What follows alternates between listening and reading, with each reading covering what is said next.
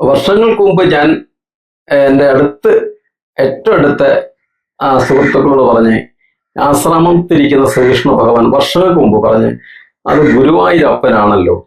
അപ്പൊ ഞങ്ങളുടെ കൃഷ്ണൻ എന്ന് പറഞ്ഞാൽ കുട്ടികളുടെ ഒരു ഇതുള്ള ഒരാളാണ്, വലിയ സ്നേഹമാണ്, വലിയ അത്ഭുതങ്ങളൊക്കെ ഇവിടെ കാണിച്ചിട്ടുള്ളതാണ്, കുട്ടികളുടെ കൂടെ ഗോലി കളിക്കാൻ വന്നിട്ടുള്ള കൃഷ്ണനാണ്. അപ്പൊ അത്രയും വലിയൊരു സ്നേഹസമ്പന്നനായ ഭഗവാൻ. അപ്പം ഈ വിവാഹം കഴിഞ്ഞു ഞാൻ പോവാനായിട്ട് 1 മാസവും ചില്ലറ ദിവസവും അതിൻ്റെ 10-12 വയസ്സ് കണ്ട് അവിടെ നിന്ന്. അപ്പം പോവാനായിട്ട് ഞാൻ പാസ്പോർട്ട് എടുത്തപ്പോഴത്തേക്ക് ഞാൻ ഞെട്ടിപ്പോയി. കാരണം എൻ്റെ ലീവ് തീരുകയാണ്. ആഹപ്പാടെ വിഷമത്തിലായി. അങ്ങനെ എന്തായാലും ടിക്കറ്റെല്ലാം എടുത്ത് ഒക്കെ ആയി ട്രിവാൻഡ്രം എയർപോർട്ടിൽ ചെന്നപ്പോൾ അവിടെ ഒരു പോലീസ് ഉദ്യോഗസ്ഥൻ, ഒരു SI ആണ് അദ്ദേഹം. എൻ്റെ ഈ പാസ്പോർട്ട് കണ്ടിട്ട് അദ്ദേഹം എൻ്റെ മുഖത്തോട്ട് നോക്കി പറഞ്ഞു, നിങ്ങൾ എങ്ങനെ ഇപ്പം ഇവിടുന്ന് നിങ്ങൾ അവിടെ ചെല്ലുമ്പോഴത്തേക്ക് ഇന്നത്തെ ദിവസം കഴിയുമ്പോൾ ഇത് നിങ്ങളുടെ വിസ തീരുകയാണ്, നിങ്ങൾ അവിടെ പോയി തിരിച്ചു വരേണ്ടി വരുമല്ലോ, ഞാൻ നിങ്ങളെ കയറ്റിവിട്ട നിങ്ങൾ തിരിച്ചു വരും, എന്ത് പറയുന്നു? ഞാൻ പറഞ്ഞു, സാർ എന്തുവല്ല എനിക്ക് പോയേ പറ്റൂ, എന്നെ വിടണം. അദ്ദേഹം പറഞ്ഞു, ശരി ഞാൻ വിടാം, ഇവിടുന്ന് പോകാൻ നിങ്ങൾക്ക്, പക്ഷെ അവിടെ ചെല്ലുമ്പോൾ അത് ക്യാൻസൽ ആവുകയാണ്. അപ്പൊ എന്തുവാണേലും ഞാൻ മാനസികമായിട്ട് ഒരുപാട് പ്രയാസപ്പെട്ട് വിഷമിച്ച് എന്തായാലും ഞാൻ ഫ്ലൈറ്റ് കയറിയപ്പോൾ വാസ്തവത്തിൽ പറഞ്ഞാൽ എനിക്ക് ഡൊമസ്റ്റിക്കിൽ പോകാനുള്ള സാഹചര്യം പറ്റിയില്ല. ഞാൻ റിയാദിലാണ് ഇറങ്ങിയത്. അപ്പൊ അവിടെ ഇറങ്ങിയപ്പോഴത്തേക്കട്ടെ രാത്രി 12 മണി കഴിഞ്ഞു ചെന്നിറങ്ങിയപ്പോൾ. അവസാനം പുറത്ത് ഇങ്ങനെ ഞാൻ നടക്കുകയാണ്, എവിടെ ബസ് സ്റ്റോപ്പ് എവിടെന്നറിയില്ല, എങ്ങോട്ട് പോകണമെന്നറിയില്ല. ആ പാടെ ഒരു തരമില്ലാതെ, ഒരു ഒത്തുപിടിയില്ലാതെ ഇങ്ങനെ ഞാൻ അലഞ്ഞു. അപ്പൊ എൻ്റെ മനസ്സിലോട്ട് പറയാം, കാരണം വെച്ചാൽ ഈ ഇതിന്റെ പാസ്പോർട്ടിനകത്ത് ദിവസം തീരുന്നതിന് ആ ഒരു അങ്കലാപ്പ്. അപ്പം ഇടയ്ക്ക് ഞാനൊരു കാര്യം വിട്ടു പറയാൻ പോയത്, ഞാൻ എയർപോർട്ടിൽ ഇറങ്ങി ഈ എമിഗ്രേഷൻ ഭാഗത്തോട്ട് ചെന്നപ്പോൾ എനിക്ക് വല്ലാത്തൊരു ഭയപ്പാടായി.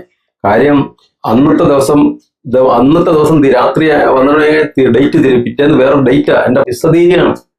അപ്പൊ ഞാൻ അവിടെ നിന്നുകൊണ്ട്, ഭഗവാനെ കൃഷ്ണ, ഞാൻ എന്തു ചെയ്യും, എന്നെ ജയിലിൽ പിടിച്ചിടാനുള്ള ഇട ഉണ്ടാക്കരുത് ഭഗവാനെ, എന്നെ രക്ഷിക്കണം എന്ന് പ്രാർത്ഥിച്ചു. ഞാനിങ്ങനെ നടന്നു വന്നപ്പോ എൻ്റെ മനസ്സിൽ പറഞ്ഞ കുറെ ആൾക്കാർ ക്യൂ നിൽക്കുന്നു, പക്ഷെ ഒരാൾ നിൽക്കുന്ന ഒരു ക്യൂ ഉണ്ട്, ഒറ്റൊരാള്. അപ്പൊ എൻ്റെ മനസ്സ് പറഞ്ഞ അവിടെ പോകാം. പക്ഷെ മനുഷ്യന് രണ്ടാണല്ലോ, നല്ലതും ചീത്തയുണ്ട്. ഇതിലേത് കൊള്ളണം തള്ളണം എന്നുള്ളത് നമ്മൾ സ്വയം മനസ്സുകൊണ്ട് ധ്യാനിച്ചെങ്കിലേ പറ്റും, അല്ലെങ്കിൽ മനസ്സുകൊണ്ട് തെങ്കിലേ പറ്റും. എൻ്റെ മനസ്സെന്നെ ചതിക്കൂ ഭഗവാനെ എന്ന് ഞാൻ ചോദിച്ചു. എന്തായാലും അങ്ങനെ ആയിക്കൊള്ളട്ടെ എന്നും പറഞ്ഞ് ഞാൻ ആ ഒരാൾ നിൽക്കുന്നിടത്തോട്ട് ഭയന്ന് വിഷമിച്ച് പേടിച്ച് അങ്ങോട്ട് ചെന്നു. ഞാൻ അങ്ങോട്ട് അങ്ങോട്ട് പോയപ്പോഴത്തേക്ക് അവിടെ നിന്ന ആൾ അങ്ങോട്ട് ഹാത്തിന് സതിക്ക് ഇങ്ങോട്ട് എടുക്കുക, പാസ്പോർട്ട് എടുതെന്ന് പറഞ്ഞ്. അപ്പൊ ഞാനോട് കൊടുക്കാം അങ്ങോട്ട് പോയി. അങ്ങോട്ട് പുള്ളി ഇങ്ങനെ വേടിക്കാൻ ഭയങ്കര സംഭവം. അത് വേടിക്കാനാണ്ട് പോകുമ്പോൾ പുള്ളി ഇങ്ങനെ നോക്കുന്നു, ഇങ്ങനെ എന്തോ രൂപം പോലെ നോക്കിയപ്പോഴത്തേക്ക് ഒരു അഴകാർന്ന, എന്റെ ജീവിതത്തിൽ ഇങ്ങനെ ഒരു അറിവേ ഞാൻ കണ്ടിട്ടില്ല. എന്റെ ദേഹം മൊത്തം കോരി പിടിക്കുകയാണ്. എത്ര അഴകാർന്ന, എന്തോരം ഹൈറ്റ്, നല്ല വെണ്ണ പോലിരിക്കുന്ന സുന്ദരനായ ഒരു ഒത്ത ഉയരമുള്ള ഭയങ്കര നല്ല ഹൈറ്റുള്ള ഒരു അറബി ഇങ്ങോട്ട് നടന്നു വരുന്നു, ഭയങ്കര സുന്ദരൻ. അങ്ങനെ ഇദ്ദേഹം ഇങ്ങോട്ട് നടന്നു വരുന്ന നല്ല കലയാണ്. നടന്നു വരുമ്പോ എന്തോ ഒരു തിളക്കം പോലെ എനിക്ക് അനുഭവപ്പെടുന്നു. ഇദ്ദേഹം നടന്നു വരുമ്പോ എന്തോ അത്രയ്ക്കുള്ള ശരീരത്തിൽ തൊലിക്കൊക്കെ അത്രയ്ക്കും കളർ. ഈ ഇരുന്ന ഉദ്യോഗസ്ഥൻ നമ്മളെ എല്ലാം പറഞ്ഞ വലിയ ഈ വേണ്ട 3, 4, 5 സ്റ്റാറൊക്കെ ഉള്ള ആൾക്കാരൊക്കെയാണ് ഇങ്ങനെയുള്ള. അതാണ് അതിന്റെ ഏറ്റവും വലിയ അത്ഭുതം എന്ന് പറഞ്ഞത്. ഇദ്ദേഹം എന്റെ കയ്യിൽ ഇങ്ങോട്ട് വാങ്ങിയതും ഇയാളെ കണ്ട സതി കേഫലാൾ എന്നും പറഞ്ഞ് എണ്ണീറ്റ് പുള്ളി പെട്ടെന്ന് നടന്നു വന്ന് ഇയാൾക്ക് എന്റെ പാസ്പോർട്ട് വെച്ച് ഷേഖാനും കൊടുത്ത് കെട്ടിപ്പിടിച്ച് ഉമ്മയെല്ലാം കൊടുത്തിട്ട്, അപ്പം ഈ വന്ന ആള് പറഞ്ഞ് എന്നെ അങ്ങ് വിട്, എന്നെ അങ്ങ് മാഫി മുഷ്കിലെന്ന് പറഞ്ഞ് പെട്ടെന്ന് അങ്ങോട്ട് പാസ്പോർട്ട് അങ്ങോട്ട് തുറന്ന് സീലെടുത്തിട്ട് എല്ലാവരും സതി എല്ലാവരും സുധ എന്നും പറഞ്ഞ് എന്നെ ഇനി വിട്ടു.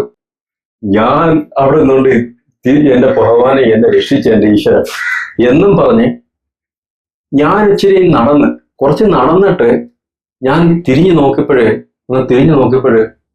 ഈ ആളിനെ അവിടെ കാണുന്നില്ല. കുറച്ച് ഏതാണ്ട് എനിക്ക് തോന്നുന്നത് ഒന്ന് രണ്ട് മൂന്ന് ഒരു നാലഞ്ച് ചെവിട് ഞാൻ വെച്ചിട്ട് തിരിഞ്ഞു നോക്കിയതാ. ഇത്രയും വലിയ സുഹൃത്ത്. അദ്ദേഹത്തിന് ഇയാൾ ചായ എടുത്ത് അവിടെ ഇരുന്ന് ചായ എടുത്ത് അവിടെ വെക്കുന്ന ഞാൻ കണ്ടതാ. ഈ ചെറിയ ഗ്ലാസ്സിൽ ചായ വന്ന് ഞാൻ കണ്ടതാ ഒഴിച്ചിട്ട്. അപ്പം ഞാൻ ഇദ്ദേഹത്തിന് കാണുന്നില്ല. ഒരു ഒന്ന് രണ്ട് മൂന്ന് ഒരു 5 സ്റ്റെപ്പ് കഷ്ടിച്ച് ചെന്നതേ ഉള്ളൂ. ഞാൻ നോക്കിയപ്പം അദ്ദേഹം അവിടെ നിന്നുകൊണ്ട് എന്തോ എഴുതുന്നു. ഈ ആളിനെ കാണാനില്ല. എനിക്ക് ഭയങ്കര അത്ഭുതമായി, ഭയങ്കര അത്ഭുതം. അങ്ങനെ ഞാൻ എത്രയും പെട്ടെന്ന് എയർപോർട്ടിനകത്തുനിന്ന് പുറത്ത് ഇറങ്ങണം. എങ്ങോട്ട് പോകണം, എവിടാണ് ബസ് സ്റ്റോപ്പ്, അതൊന്നും എനിക്ക് അറിയില്ല. കയ്യിൽ പൈസയും കുറവാണ്. അങ്ങനെ ഞാൻ എന്ത് ചെയ്തു, നടന്ന് ഭഗവാനെ എന്ത് വേണം, ഞാൻ എങ്ങോട്ട് പോകണം. അപ്പം ഭഗവാനാണ് എന്നെ ദിശ കാണിച്ചത് അങ്ങോട്ടും അങ്ങോട്ടും എന്ന്. അപ്പം ഇത് വെട്ടത്ത് പോയി നിന്നാൽ കുഴപ്പമാവും. അങ്ങനെ ഞാൻ ഇരുട്ട് നോക്കിയുള്ളിടം പോയി. ഞാൻ അങ്ങനെ അവിടെ ഒരിടത്ത് ഇരുട്ട് മാറി അങ്ങനെ നിന്നപ്പോ കാണാം ഒരു വണ്ടി വണ്ടി വന്നപ്പോ അടുത്ത് കൊണ്ടുവന്ന് നിർത്തിയിട്ടൊരു പാകിസ്ഥാനി ഒരാളാണ്. അപ്പം ഇദ്ദേഹം ചോദിച്ചേ, എന്താ ഭായി ഇവിടെ നിൽക്കുന്നേ? ഞാൻ പറഞ്ഞിങ്ങനെ ഹൈലിൽ പോണം. അയ്യോ, ഹൈലിൽ എത്ര കിലോമീറ്റർ, ഭയങ്കര ദൂരമില്ലേ? ഇവിടെ നിന്ന് വണ്ടി നിർത്ത ബസ്സില്ല. ഇപ്പോഴത്തെ സമയത്തൊന്നും ബസ്സില്ല. അത് ഇങ്ങനെ ഇവിടെ നിന്നൂടാ, പ്രശ്നമാണ് എന്ന് പറഞ്ഞു. അപ്പൊ ഞാൻ പറഞ്ഞ ഭായി, പിന്നെ ഞാൻ എവിടെ പോയി, ഇവിടെ നിന്ന് ഇച്ചിരി അങ്ങോട്ടോടെ മാറി പോയി നിൽക്കാൻ നോക്കും. ഇവിടെ നിന്ന് ഇവിടെ പ്രശ്നങ്ങളാ, ഇവിടെ നിൽക്കരുത് എന്നും പറഞ്ഞ വില വെള്ളം വല്ലതും വേണോ? ഞാൻ പറഞ്ഞു വേണ്ട, സന്തോഷം. അങ്ങനെ ഇയാളങ്ങ് പോയി. അത് കഴിഞ്ഞപ്പോ കാണാം ഒരു ഇത് അറബി ടാക്സി കൊണ്ടുവന്നിട്ട് ഞാനപ്പോ കുറെ മാറി ഒതുങ്ങി നിൽക്കും. ഇയാൾ എങ്ങനെയോ എന്നെ കണ്ട് ഇയാൾ കൊണ്ടുവന്ന് വണ്ടി അങ്ങോട്ട് നിർത്തിയിട്ട് ഇയാൾ വന്ന് വേറൊന്നും പറഞ്ഞില്ല. ഹത്തിന് പാസ്പോർട്ട്.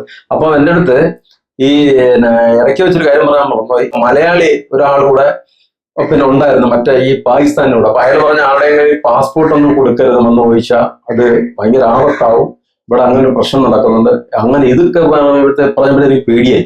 അപ്പൊ ഈ അറബി വന്നിട്ട് എനിക്ക് പാസ്പോർട്ട് അക്കാമെന്ന് പറഞ്ഞു. ഞാൻ പറഞ്ഞില്ല, ഒന്നുമില്ല, തരത്തില്ലെന്നും പറഞ്ഞു. ഇയാൾ എന്നെ എന്തെങ്കിലും ചെയ്യും. പക്ഷെ ഞാൻ കർക്കശമായിട്ട് നിന്ന് ഞാൻ അങ്ങോട്ടൊക്കെ നടന്നപ്പോഴത്തേക്ക് ഇയാൾ വണ്ടി കയറിയാൽ പോയി.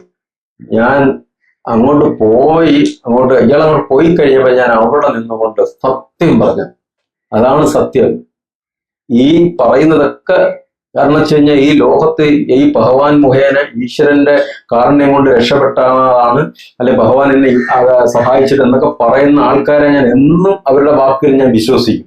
കാരണം എനിക്കൊരു അനുഭവം ഉണ്ടായവരാണ്. ഞാൻ ഒരിക്കലും അതിനെ അവിശ്വസിക്കത്തില്ല. അത് സത്യം തന്നെയാണ്. വിശ്വാസമുള്ളവരെ ഭഗവാൻ രക്ഷിച്ചിരിക്കും. ഞാൻ ഒന്നേ അവിടെ നിന്നോണ്ട് ചെയ്തുള്ളൂ. ഈ ടാക്സിക്കാരൻ പോയി കഴിഞ്ഞപ്പോ ഞാൻ അവിടെ നിന്നോണ്ട് അതായത് എന്റെ കല്യാണ കാസറ്റ് എന്റെ കയ്യിലുണ്ട്, പാസ്പോർട്ടും ചെറിയൊരു ഹാൻഡ് ബാഗ് മാത്രമേ ഉള്ളൂ. ഞാൻ അവിടെ നിന്നുകൊണ്ട് വേറെ ഒന്നും ഇത്രയേ ഉള്ളു. ഇങ്ങനെ കഴുതോടെ, എന്റെ കൃഷ്ണ, നീ എന്നെ ഇവിടെ കൊല്ലാൻ വന്നതാണോ നീ എന്നെ ഇങ്ങനെ ഞാൻ ചോദിച്ചേ എന്നെ നീ ഇവിടെ കൊല്ലാനാണോ കൊണ്ടുവന്നേ എന്ന് ചോദിച്ച് ഒരു സെക്കൻഡ് കഴിഞ്ഞപ്പോ കാണാം എന്റെ ജീവിതത്തിൽ അത് എപ്പോഴും ഉള്ളൊരു സംഭവമാണ്. അതിന് ശേഷമുള്ളൊരു കാര്യം, ഒരു വല്ലാത്തൊരു കാറ്റ്, ഭയങ്കരമായ ഒരു രീതിയിലുള്ള ഒരു പ്രകൃതിക്ക് നല്ലൊരു മാറ്റങ്ങൾ. അപ്പം ആ സമയത്ത് ഒരു ചെറിയ ചാറ്റമഴ. ഈ റിയാദിൽ എയർപോർട്ടിന്റെ തൊട്ടപ്പുറത്തുള്ള കഥയാണ് ഞാൻ പറയുന്നത്. ചെറിയൊരു ചാറ്റമഴ. അപ്പം ഞാനിങ്ങനെ മാറി അന്നേരം അങ്ങോട്ട് കയറി നിന്നു. ആ ചാറ്റമഴ കയറി അങ്ങോട്ട് തിണ്ണയിലോട്ട് കയറി നിന്നു. ഈ സമയത്ത് കാണാം ഞാനാണെങ്കിൽ ഈ കാറിന്റെ ഈ ബിൽഡിങ് പരിപാടിയൊക്കെയാണ്, പിന്നെ എന്താണ് കെന്താസ് എന്ന് പറയാം, അങ്ങനെയുള്ള ഇതിന്റെയൊക്കെ പണികളും അല്ലാതെ ബിൽഡിങ് പരിപാടിയായിട്ട് കാണാൻ ഞാൻ വർക്ക്ഷോപ്പ് നടത്തിക്കൊണ്ടിരുന്നത്. അപ്പം എന്ത് പണിയുണ്ടെങ്കിൽ ബിൽഡിങ്ങിന്റെ എല്ലാം ഞാൻ ചെയ്യുമായിരുന്നു. അപ്പം ഞാൻ നോക്കിയപ്പോ കാണാം അതിഗംഭീരമായ എന്റെ ഇത്രയും 10-16 വർഷത്തെ ജീവിതത്തിലെ ഞാൻ ഇന്ന് വരെ കണ്ടിട്ടില്ലാത്ത, അവിടെ ഈ കാറിന്റെ സൂക്കുണ്ട്, അവിടെയൊക്കെ പല പല മോഡൽ കാർ വരും. പക്ഷെ ഞാൻ എന്റെ ജീവിതത്തിൽ കണ്ടിട്ടില്ലാത്ത ഒരു അടിപൊളി വൈറ്റ് കാറ് ഇങ്ങനെ ഓടിച്ചു കൊണ്ടുവന്ന് എന്റെ ഫ്രണ്ടിൽ നിർത്തിയിട്ട് ഒരാളിങ്ങനെ നോക്കി ചിരിച്ചു. ഞാൻ ഭയന്ന്. കാരണം ചെയ്യോ ഇനി എന്തോന്ന് അറിയത്തില്ല. നോക്കിയിട്ട് ഒരു മലയാളിയുടെ ഒരു ലുക്ക് പോലുണ്ട്. അതാണ് എന്നെ അമ്പരിപ്പിച്ചത്. ഇദ്ദേഹത്തിനെ കണ്ട നിമിഷം തന്നെ എന്തോ എനിക്ക് എന്റെ തലച്ചോറിന് എന്തോ ഒരു വല്ലാത്തൊരു മന്ദത പോലെ എന്തോ ഒരു സംഭവം. അപ്പൊ ഇദ്ദേഹം ഡോർ തുറന്ന് അപ്പുറത്ത് തുറന്നു, 2 കൈയും പോകരുത്. ഇന്ന് എനിക്ക് ആ രൂപം ഓർമ്മയുണ്ട്. കാരണം അദ്ദേഹത്തിന് 5 അടി അതിനപ്പുറം ഇല്ല. അതായത് തേന്റെ കളറാണ് അദ്ദേഹത്തിന്, തേന്റെ കളർ. അദ്ദേഹത്തിന്റെ ഉടുപ്പിന്റെ കളറും ഏതാണ്ട് അതുപോലെ സാമ്യമുള്ളതും ഒരു കാപ്പിപ്പൊടിയുടെ നല്ല ലൈറ്റ് ആയിട്ടുള്ള ഒരു പാന്റും അദ്ദേഹം ഇൻ ചെയ്ത് 5 അടിയുള്ള നല്ല നല്ല ശരിയായ ഒരു ശരീരം. അപ്പൊ ഇദ്ദേഹം 2 കൈ പോയിട്ട് വന്നിട്ട് ചോദിച്ചു, എന്താ ഇവിടെ നിൽക്കുന്നത്? ഞാൻ പറഞ്ഞ ഞാനപ്പോ ഒരു ഡേറ്റ് ഇട്ടാ ഞാൻ പറഞ്ഞ് ഹൈലിൽ പോണം. ഹൈലിലോ? അയ്യോ, അത് ഒരുപാട് ദൂരം ഉണ്ടല്ലോ. അപ്പം ഞാന് ഈ വണ്ടിയൊക്കെ ഇങ്ങനെ ഓടിക്കുന്നതാണ്, പക്ഷെ ആൾക്കാരൊക്കെ എന്തെങ്കിലും ഹെൽപ്പൊക്കെ ചെയ്യാറുണ്ട്. പക്ഷെ ഇത്രയും ദൂരം എങ്ങനെ കൊണ്ടുവിടും? കാരണം എനിക്ക് 4 മണിക്ക് ഷിഫ്റ്റിന് കയറണം. ഇപ്പൊ മണി 1 കഴിയും. അപ്പം എങ്ങനെ ഞാൻ കൊണ്ടുവിടും? അതൊരു ബുദ്ധിമുട്ട്. ഒരു കാര്യം ചെയ്യും, വണ്ടി വന്ന് കയറും. ഞാൻ ജമ്മുണ്ടേ വണ്ടി കയറും. ജമ്മുണ്ടേ പേടിച്ചു. കാരണം ഞാൻ വണ്ടി അതുപോലെ പുതിയ കാറിന്റെ ഈ സീറ്റിനകത്ത് മൊത്തം പ്ലാസ്റ്റിക് ഒക്കെ ഇട്ട പുതിയ കാറ്. അവൻ വാ എന്നും പറഞ്ഞ് വിളിച്ചു. ഞാൻ അങ്ങനെ മനസ്സോടെ ഞാൻ അങ്ങോട്ട് ചെന്നപ്പം പുള്ളി ഡോറ് തുറന്നു. ഞാൻ കയറി. എന്നെ ഏറ്റവും കൂടുതൽ എന്നെ അത്ഭുതപ്പെടുത്തിയതെന്ന് പറഞ്ഞു, ഞാൻ കയറി വണ്ടി പുള്ളി എടുത്തു. പക്ഷെ ഈ വണ്ടി പുള്ളി എടുത്ത് കുറച്ച് ഓഡിയോ ആവുന്നൊരു സംശയം. പക്ഷെ ഞാൻ നോക്കിയപ്പം എടുത്തത് കാണും. പക്ഷെ ഒന്ന് നിൽക്കുന്നത് ഞാൻ ഇത്രയും വർഷം നടന്നിട്ട് ഞാൻ വേപ്പ് മരം കണ്ടിട്ടില്ല. പക്ഷെ ഞാൻ വേപ്പ് മരത്തിന്റെ ചെവിട്ടിൽ ഇദ്ദേഹം കൊണ്ട് വണ്ടി സ്റ്റോപ്പ് ചെയ്തിട്ട് നിർത്തിയിട്ട് എൻ്റെ അടുത്ത് പറഞ്ഞേ, നല്ല ക്ഷീണമുണ്ടില്ലേ എന്ന് പറഞ്ഞിട്ട് ഫ്രിഡ്ജ് അതിനകത്തുനിന്ന് ഒരു സ്വിച്ച് ഇട്ടോ ഫ്രിഡ്ജിനകത്ത് പിന്നെ ഡപ്പയില് ഇങ്ങനെ വന്ന് വീഴും, ഇത് കുടിക്കും, നല്ല ക്ഷീണമുണ്ടെന്ന് പറഞ്ഞു. അപ്പൊ ഞാൻ പറഞ്ഞ ഇല്ല കുഴപ്പമില്ല. അപ്പം തന്നില്ല, കുടിക്ക് എന്നും പറഞ്ഞ കൈ തന്നപ്പോ ഞാൻ കൈ വെച്ചിട്ട് അപ്പൊ പുള്ളി കുടിക്കാതെ ഞാൻ എൻ്റെ വാങ്ങി, പുള്ളി അത് പൊട്ടിച്ചു, എനിക്ക് തന്നു കുടിയെന്നും പറഞ്ഞു. ഞാൻ അങ്ങനെ കുടിച്ചു. അപ്പൊ കുടിച്ചു കഴിഞ്ഞപ്പം പുള്ളി എൻ്റെ ഡപ്പ മേടിച്ചിട്ട് അതിനകത്ത് ഒരു സ്വിച്ച് ഇട്ടപ്പോ ഒരു വേസ്റ്റ് പോലെ അതിനകത്തോട്ട് ഇട്ടിട്ട് പുള്ളി പറഞ്ഞ ഒരു കാര്യം ചെയ്യാം, പാസ്പോർട്ട് അതൊക്കെ ഇനി താ. അപ്പൊ എനിക്ക് ഡൗട്ടായി, ഇതെന്തോ പരിപാടിയാണല്ലോ ദൈവമേ. ഇല്ല, അയാൾ വന്ന് പറഞ്ഞിട്ട് പോയി പാസ്പോർട്ട് ആരും കൊടുക്കരുത്, എനിക്കൊരു മടി. അപ്പൊ പുള്ളി പറഞ്ഞു, ഒന്നുകൊണ്ട് വിഷമിക്കണ്ട, എന്നെ വിശ്വസിക്കാം, നീ തരാൻ പറയാം. അപ്പൊ ഞാൻ മനസ്സോടെ കൊടുത്തപ്പോ പുള്ളി ചെയ്തെന്തെന്ന് വെച്ച് കഴിഞ്ഞാൽ, ഇത് എല്ലാം സ്വിച്ച് ഇട്ടപ്പോ ഒരു ലോക്കർ പോലൊരു സാധനം അതിനകത്തോട്ട് എടുത്തത് വെച്ചിട്ട് അതങ്ങ് പതുക്കെ വന്നതങ്ങ് അടങ്ങും. അപ്പൊ എൻ്റെ അടുത്ത് പറഞ്ഞ നല്ല ക്ഷീണമുണ്ട്, ഒരു കാര്യം ചെയ്യും, ഒന്ന് മയങ്ങിക്കോ. അപ്പം എന്നും പറഞ്ഞ് പുള്ളി ഇങ്ങനെ ലിവർ ഒന്ന് പിടിച്ചപ്പോ കസേര ഇങ്ങനെ ഇപ്പോഴുള്ള ഹോസ്പിറ്റലൊക്കെ ഇപ്പൊ കാണാൻ പോലുള്ള ഇങ്ങനെ വന്ന ഇതായി. അപ്പൊ ഞാൻ ഇങ്ങനെ ചരിഞ്ഞു പോയെങ്കിൽ ഇങ്ങനെ ഇരിക്കുക, കസേര പുറകിൽ പോയി ഞാൻ ഇങ്ങനെ ഇരിക്കുക, പേടിക്കണ്ട, ഞാനല്ലേ പറഞ്ഞ കിടന്നു. അപ്പം എന്നെ കിടത്തി. ഞാൻ ഇങ്ങനെ കിടന്നപ്പം എൻ്റെ അടുത്ത് നിന്ന് നല്ല ക്ഷീണമുണ്ട്, ഉറക്കം വരുന്നില്ലേ എന്നും പറഞ്ഞുകൊണ്ട് ഇദ്ദേഹം ചെയ്തത് ഇങ്ങനെ ഒന്ന് ആക്കിയത്. ഇങ്ങനെ മുഖത്ത് കുറയിക്കും എന്ന് പറയുമ്പോഴത്തെ എനിക്കറിയില്ല. ഞാൻ കണ്ണ് തുറന്ന് നോക്കിയപ്പോൾ ഏതാണ്ട് എനിക്ക് തോന്നുന്ന 2 കാലം മൂന്നേ കാലം അങ്ങാണ്ട് സമയം ആയി. അപ്പൊ കണ്ണ് തുറന്ന് നോക്കിയപ്പോ ഈ ആദ്യം നോക്കിയപ്പോ ഈ ആളെ കാണുന്നില്ല. അയ്യോ, ഇത് ഞാൻ പിടിച്ചു നോക്കിയപ്പോ ഡോറ് തുറക്കുന്നില്ല. ഞാൻ ദൈവം എന്നെ ചതിച്ചോ, എന്റെ പാസ്പോർട്ട് അതിനകത്താണല്ലോ, എങ്ങനെയാണെന്ന് എനിക്കൊരു പിടിയില്ല. നോക്കിയപ്പോ 3 കാല് കറക്റ്റ്. അപ്പം ഇങ്ങനെ ഞാൻ നോക്കിപ്പോ അവിടുന്ന് ഈ കൈ പുള്ളി പോക്കറ്റിലിടുന്ന് നടന്നു വന്നിട്ട് എൻ്റെ അടുത്ത് വന്ന് ചിരിച്ചിട്ട്, എന്താ പേടിച്ചു പോയി? ഞാൻ പറയാൻ പേടിച്ചു പോയി, വിഷമിക്കണ്ട കേട്ടാ, ഇതാണ് ബസ് സ്റ്റാൻഡ്. അവിടെ പുള്ളി ഒരു നമ്പർ, അത് രഹസ്യമായിട്ട് ഇരിക്കട്ടെ, ആ ഒരു നമ്പർ പറഞ്ഞു. അതെന്റെ ഭഗവാൻ എപ്പോഴും ഉള്ളിൽ പറയാൻ നമ്പർ പുറത്തോടെ. അപ്പൊ ആ നമ്പർ പറഞ്ഞു. ആ നമ്പറിന്റെ അടുത്ത് അവിടെ പോയാൽ മതി, എല്ലാം ഓക്കെ ആക്കിയിട്ടുണ്ട്, ടിക്കറ്റ് എല്ലാം റെഡിയാണ്, ഒന്നുകൊണ്ട് വിഷമിക്കണ്ട. ഞാൻ രാവിലെ 7:15 ബസ്സുള്ളു, എനിക്ക് ഡ്യൂട്ടിക്ക് കയറേണ്ട സമയമായി. ഇപ്പൊ സമയം ഇത്രയായി.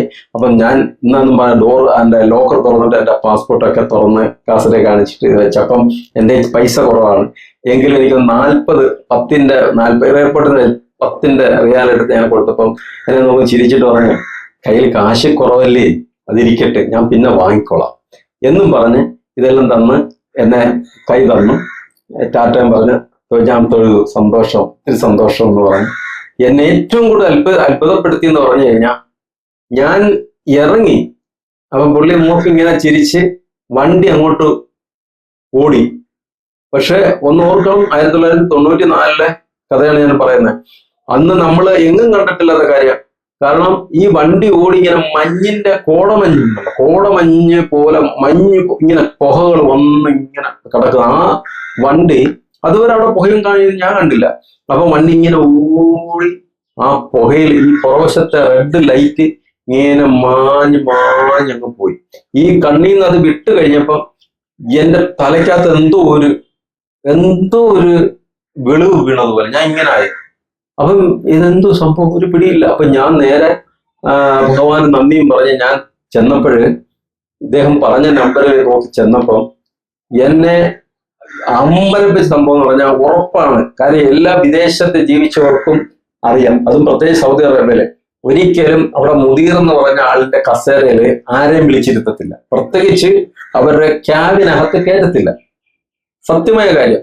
ഞാൻ ചെന്നപ്പോ ഒരു ഈജിപ്തുകാരൻ എന്നെ സതി താള് സതി കേഫലാലെന്ന് പറഞ്ഞ എന്നെ വിളിച്ച് ബഹുമാനാർത്ഥം എന്നെ വിളിച്ചുകൊണ്ട് അവിടെ മുതിർ ഇരിക്കുന്ന കസേരയെ കൊണ്ടിരുത്തിയിട്ട് പറഞ്ഞ് ഒരു ഗ്ലാസ് ചായ ഉള്ളത് കുടിക്ക്, ഇത്ര മണിക്ക് ബസ്സുള്ളൂ, അതുവരെ വിടുന്ന റെസ്റ്റ് എടുക്കും, വേണമെങ്കിൽ ഉറങ്ങിക്കൊള്ളാൻ പറഞ്ഞു.